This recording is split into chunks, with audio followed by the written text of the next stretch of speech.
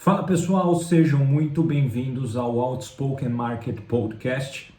Meu nome é Leandro Guerra, sejam muito bem-vindos a visitar e conhecer o meu conteúdo dentro do meu site www.outspokenmarket.com e também a me seguir no Instagram, caso você ainda não siga, procurando por @LeandroWar, tudo junto.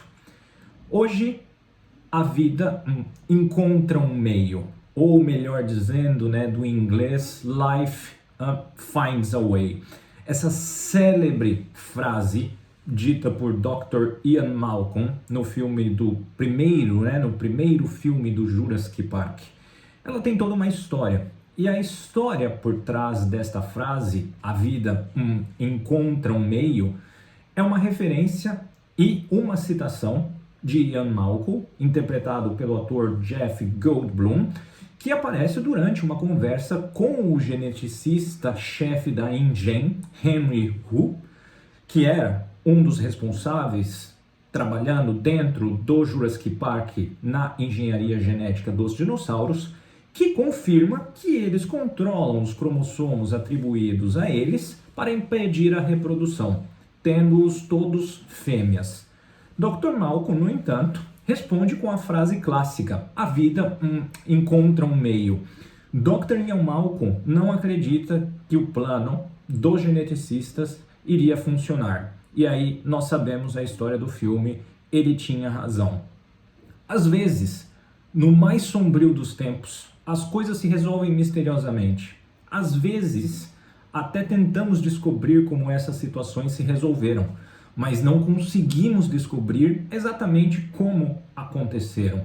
Nós apenas temos que aceitar que a vida simplesmente funciona de maneira, às vezes, misteriosa, será?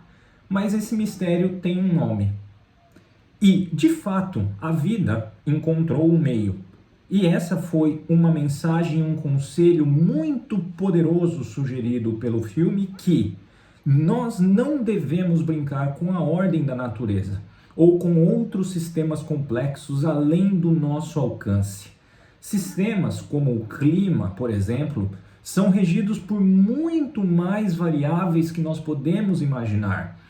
Pegando o próprio exemplo do clima, mesmo com bilhões de dólares investidos em tecnologia para prever o tempo, nós não estamos nem perto de sermos precisos em nossas previsões, e muito menos em tentar mudar a natureza do tempo.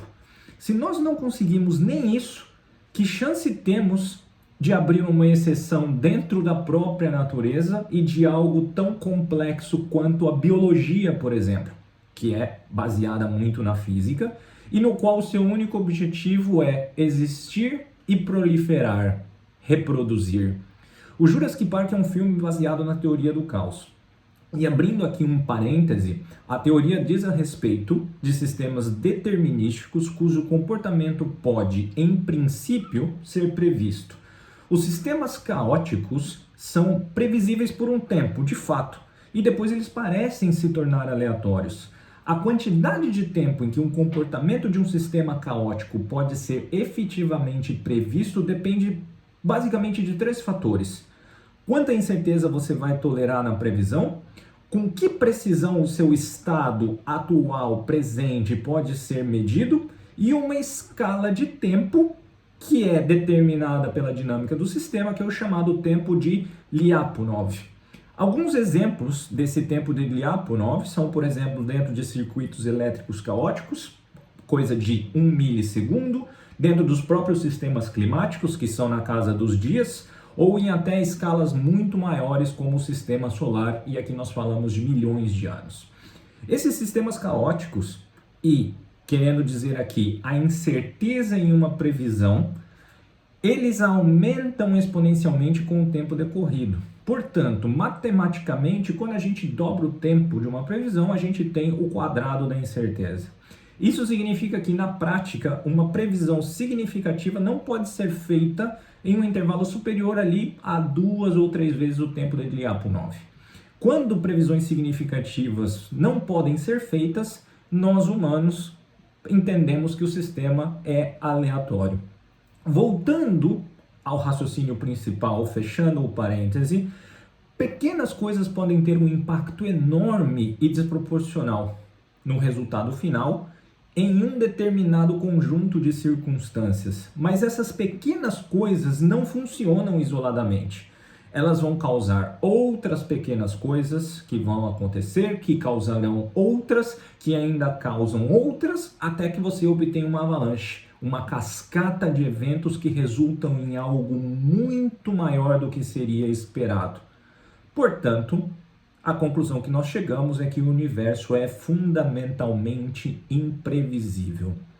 No que diz respeito a esta imprevisibilidade e o debate, por exemplo, da existência de Deus, os pensadores do século XVII usaram o pressuposto da previsibilidade absoluta de Newton para tentar se livrar de Deus.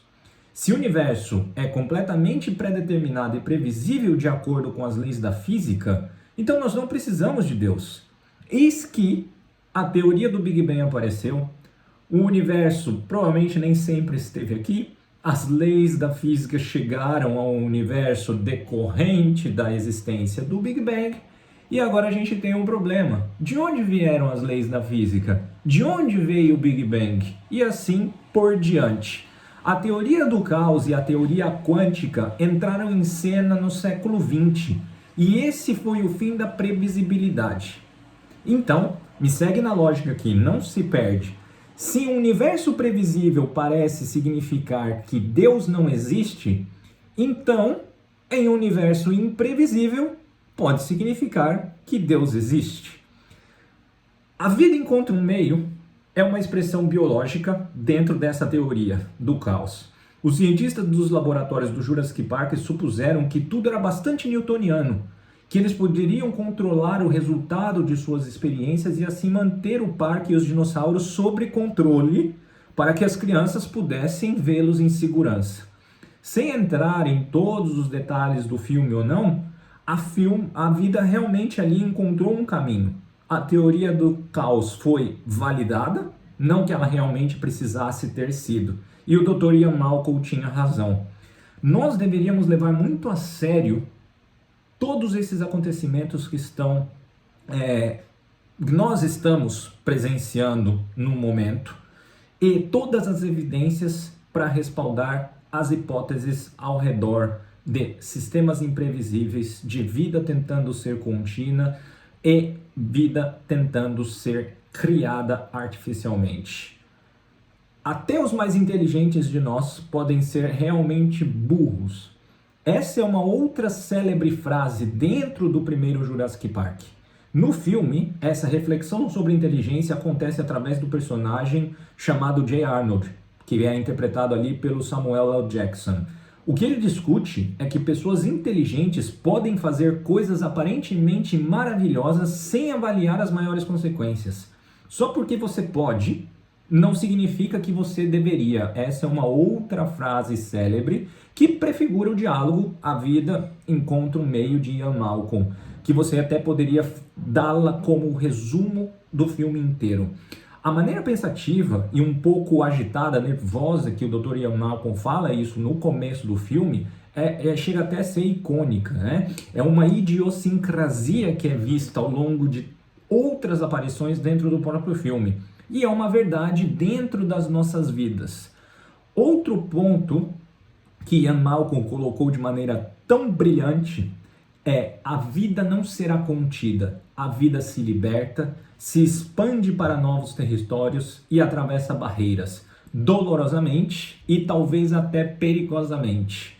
O que o Dr. Malcolm está dizendo aqui é que você não pode criar vida em laboratório, esperar que ela permaneça lá e não tente se libertar, viver a vida pela qual ela foi originalmente projetada. Outra citação clássica de Malcolm é: o poder genético é a força mais impressionante que o planeta já viu, mas você, se referindo aos cientistas dentro do laboratório, o exerce como uma criança que encontrou a arma do pai. E isso se traduz no mundo real, onde nós temos a ciência progredindo de uma maneira, não posso até dizer que seja rápido demais para o nosso bem, mas antes que nós percebamos, nós podemos tropeçar em problemas muito grandes. Estas mensagens dentro do filme, que não são tão sutis assim, destinadas à ciência moderna, são uma das razões pelo qual eu sou apaixonado por esse filme. Além dos dinossauros em si. É um conceito difícil até de ser acreditado pela maioria, mas as questões morais associadas à engenharia genética são algo com que ainda estamos lutando e definitivamente nós não temos a menor ideia de como conter ou interpretá-las.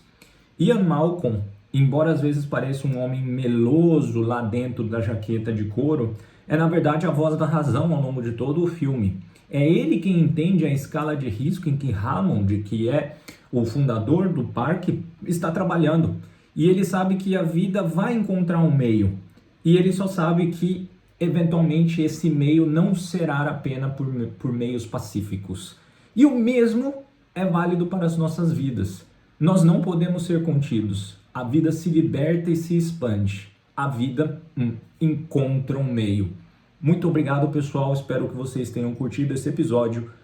Compartilhem com seus amigos. Um grande abraço e até a próxima. Tchau, tchau.